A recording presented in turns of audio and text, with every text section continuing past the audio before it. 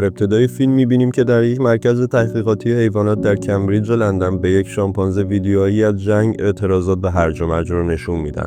گروهی از فعالان حقوق حیوانات وارد آزمایشگاه میشن تا اونها رو نجات بدن، ولی اونها متوجه میشن که شامپانزه‌هایی که تحت آزمایش بودن به شدت حالت تهاجمی و خوی وحشیگری گرفتن. یکی از محققین اونها رو میبینه و سعی میکنه بقیه رو باخبر کنه که اونا جلوش رو میگیرن. اون بهشون میگه که همه شامپانزه‌ها آلوده به ویروسی به اسم ریج یا همون خشم هستن، ولی اونا توجهی نمیکنن و قفس‌ها رو باز میکنن که در این حین شامپانزه‌ای که آزاد شده به یکی از اونها حمله ور میشه و اونو گاز میگیره. اون بلافاصله مبتلا به این ویروس میشه و باعث میشه به طرف بقیه حمله ور شه و اونا رو هم خیلی سریع مبتلا کنه. 28 روز بعد در یک بیمارستان شخصی به نام جیم که به عنوان پیک دوچرخه‌ای کار میکرده و به خاطر تصادف با یه ماشین به کما رفته بود به هوش میاد.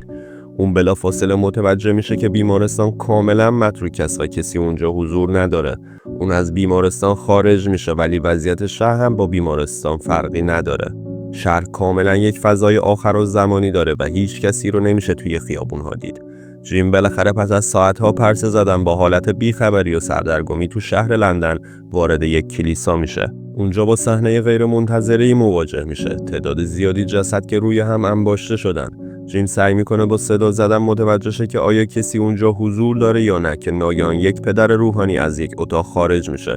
پدر روحانی به سرعت به سمت اون حمله ور میشه و جیم مجبور میشه از اونجا فرار کنه. تعداد زیادی از مبتلایان به دنبال جیم میافتن ولی 2 نفر به اسمای مارک و سلینا به کمکش میان و با کوکتل مولوتوف مبتلاها رو میسوزونن و بعد جیم رو به یک فروشگاه که محل اختفای اونها بوده میبرن. اونجا اونا توضیح میدن که یک ویروس توی دنیا خیلی سریع منتشر شد و اکثر آدما رو مبتلا کرد و الان نه دولتی وجود داره، نه ارتشی، نه نیروی پلیسی. جیم میخواد که بره و خانواده‌اش رو پیدا کنه.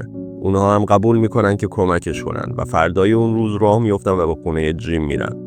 اونا به اونجا میرسن ولی جیم جسد پدر مادرش رو توی تختشون پیدا میکنه. اونا تصمیم میگیرن شب رو اونجا بخوابن و جیم برای اینکه یاد و خاطره پدر مادرش رو زنده نگه داره واسهشون یک شمع روشن میکنه که البته همین شمع باعث میشه توجه مبتلا به اونا جلب بشه و به اونا حمله کنن. بعد اینکه اونا مبتلا رو میکشن متوجه میشن که مارک گاز گرفته شده و سلینا بدون معطلی مارک رو میکشه چون میدونه تو چند ثانیه مارک میتونست مبتلا شه و اونا رو مبتلا کنه. جیم و سلینا وسایل مورد نیازشون رو برمی‌دارن و به سمت فروشگاه راه میافتن. در طول مسیر اونا خونه‌ای رو توی برج می‌بینن که چراغاش روشن و خاموش میشن. پس تصمیم میگیرن با اون خونه برن. اونا تو اون خونه با فرانک و دخترش هانا آشنا میشن. اونا از جیم و سلینا پذیرایی میکنن و میگن شب رو میتونین اینجا استراحت بکنید. صبح روز بعد فرانک جیم رو به بالای پشت بوم برج میبره و اونجا تعداد زیادی ظرف و سطل خالی نشونش میده و بهش میگه الان 10 روزه که هیچ بارونی نباریده. بعد با اونا در مورد یک پیام رادیویی حرف میزنه که مرتباً تکرار میشه. این پیام از طرف تعدادی سرباز ارتشی پخش میشه که به بازماندگان وعده غذا، پناهگاه و حتی احتمال پیدا کردن درمان رو میدن و به اونا میگن که محل اونا در 28 مایلی شمال شرقی شهر منچستر هستش. پس اونا تصمیم میگیرن با تاکسی فرانک سفرشون رو به اونجا آغاز کنن چون با تعداد بیشتر امنیتشون هم بیشتره.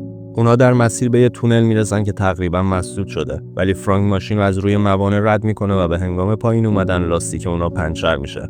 اونا شروع میکنن به عوض کردن لاستیک ماشین ولی در این حین تعداد زیادی از مبتلایان به طرفشون سرازیر میشن. اونا بالاخره میتونن در آخرین لحظه از دست اونا فرار کنن. مسیرشون رو ادامه میدن و بالاخره به مکان مورد نظر میرسن. ولی خیلی زود متوجه میشن که اون مکان یک کمپ متروکه است و هیچ کسی اونجا حضور نداره. فرانک از این موضوع خیلی ناراحته و وقتی از شدت عصبانیت به یک دیوار آهنی که روش یک جنازه است و یک کلاغ داره از اون جنازه تغذیه میکنه ضربه میزنه. یک قطره خون از جنازه درست توی چشم فرانک میفته. فرانک کم کم داشت مبتلا میشد. به هانا میگه که دوستش داره و هانا باید از اون فاصله بگیره. سلینا به جیم میگه که سریع باید فرانک رو بکشه و وقتی جیم میخواست این کارو بکنه یک سرباز به فرانک شلیک میکنه و اونو میکشه. سربازها اونا رو به یه عمارت بزرگ که اطرافش به شدت حفاظت شده است میبرن. اونها با سرگرد هنری وس آشنا میشن و وس عمارت رو به جیم نشون میده. حتی جیم یکی از سربازهایی که مبتلا شده به اسم میلور رو میبینه که سرگرد بهش میگه ما اون رو برای انجام تحقیق و آزمایش نگه داشتیم. اونا جیم، سلینا و هانا رو به شام دعوت میکنن. همچنین برای اونا تخت تمیز، لباس و دوش آب گرم فراهم میکنن. بعداً در گفتگویی که بین جیم و سرگرد وست شکل میگیره، جیم متوجه نیت شوم اونا میشه. سرگرد بهش میگه سربازام کم کم امیدشون رو از دست داده بودن و من هم به اونا قول بازمانده زن رو داده بودم. جیم اونجا متوجه میشه که هدف اونا سوء استفاده جنسی از سلینا و هانا بوده. اون سریعاً اتاق رو ترک میکنه و به سلینا و هانا میگه که هر چه سریعتر باید این مکان رو ترک کنیم. وست اجازه این کار رو به اونا نمیده و سربازا شلشون رو میگیرن. در این میان سرباز فارل با کارهای اونا مخالفه و سعی میکنه جلشون رو بگیره، ولی اونا فارل رو به همراه جیم توی اتاق زندانی میکنن. فارل و جیم رو به جنگل میبرن تا اونها رو بکشن. وقتی فارل کشته میشه، جیم موفق میشه فرار کنه. اون دوباره به عمارت برمیگرده تا سلینا و هانا رو نجات بده. اون موفق میشه به صورت مخفیانه تعدادی از سربازها رو بکشه. با آزاد کردن میلور باعث بشه بقیه اونها هم به طرز وحشیانه‌ای کشته بشن. بالاخره جیم سلینا و هانا رو پیدا میکنه. اونا هنگام فرار از عمارت با سرگرد وست روبرو میشن و اون میخواد که جلوی اونها رو بگیره و به شکم جیم شلیک میکنه. در این لحظه میلور به وست حمله میکنه و اونها موفق میشن که از عمارت فرار کنن. 28 روز از لحظه فرار میگذره و جیم تونسته از زخم گلوله جان سالم به در ببره و حالش بهتر شده. وقتی یک هواپیما از بالا سر اونا رد میشه، اون به سلینا و هانا ملحق میشه تا پارچه بزرگی که سلینا دوخته رو روی زمین پهن کنن، با امید اینکه هواپیما اونا رو ببینه و بتونه اونا رو نجات بده.